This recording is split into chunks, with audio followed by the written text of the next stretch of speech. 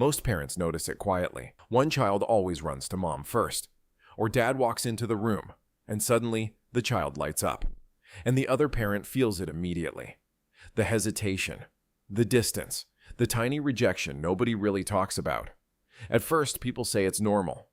Kids go through phases, and sometimes that's true.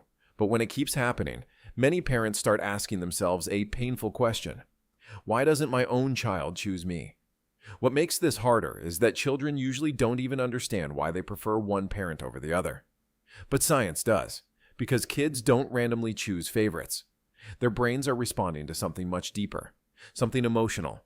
Children naturally move toward the person who gives them the strongest sense of safety. Not the richest parent, not the strictest, not even the best parent. Safety. And most of the time, that safety is built in very small moments. A child cries, one parent responds calmly. The other responds with frustration. A child gets scared at night. One parent listens patiently. The other says, "There's nothing to be afraid of." Small moments. But to a child's nervous system, those moments feel huge. Research on attachment shows that children are constantly learning one important thing. Who helps me feel safe when I'm overwhelmed? And once the brain starts connecting one parent with comfort and emotional relief, the preference slowly grows stronger. Not consciously, biologically. But here's the part many parents need to hear. A preferred parent is not always a better parent. Sometimes they are simply the more emotionally available one. That changes everything.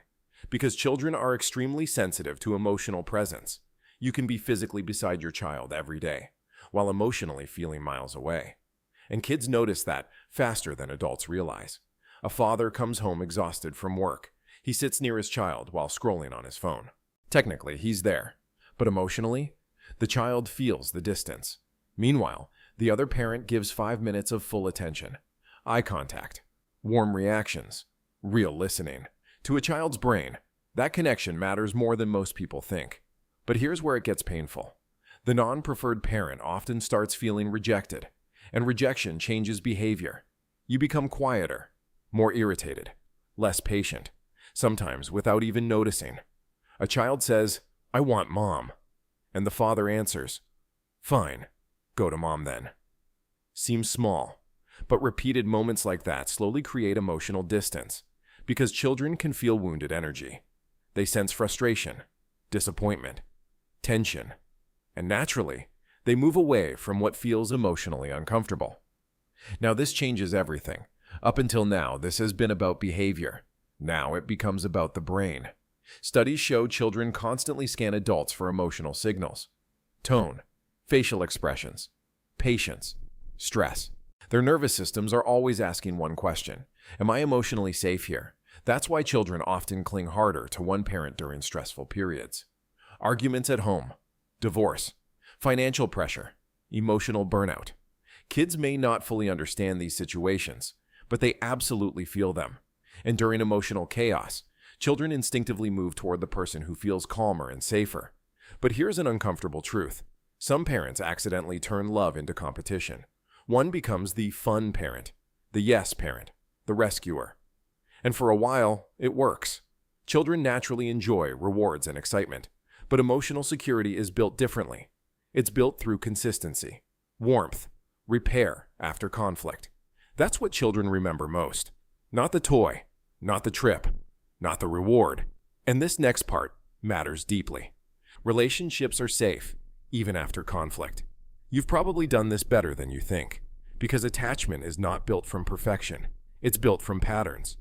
And there's one moment many children experience that parents never fully see. A child reaches for connection again and again, and eventually stops trying. That's the heartbreaking part. Not yelling, not drama. Silence. The child becomes emotionally distant, independent, quiet. But underneath that silence is adaptation, the brain protecting itself from disappointment. Now, before this starts sounding hopeless, this is important. Children's preferences can change. Relationships can heal. A parent who feels rejected today can still build a deep emotional bond later. And usually, the repair starts with very small changes. Listening more, reacting less, being emotionally available in little everyday moments. Because children don't measure love the way adults do. They measure how they feel around you. Calm, accepted, safe. If you're still watching this, you're already thinking about your child more deeply than most parents ever will. Subscribe, because understanding children changes everything. And maybe the most important thing to remember is this: a child preferring one parent does not mean they love the other parent less. It usually means one parent currently feels emotionally easier for their nervous system. That's not permanent, and it's not hopeless. Because connection is built slowly. One bedtime conversation, one calm response, one moment of patience at a time. Your child may forget many things you bought for them, but they will remember how they felt when they were hurt, afraid, confused, or overwhelmed. And sometimes the parent a child needs most is simply the one who keeps showing up with warmth, even after feeling rejected.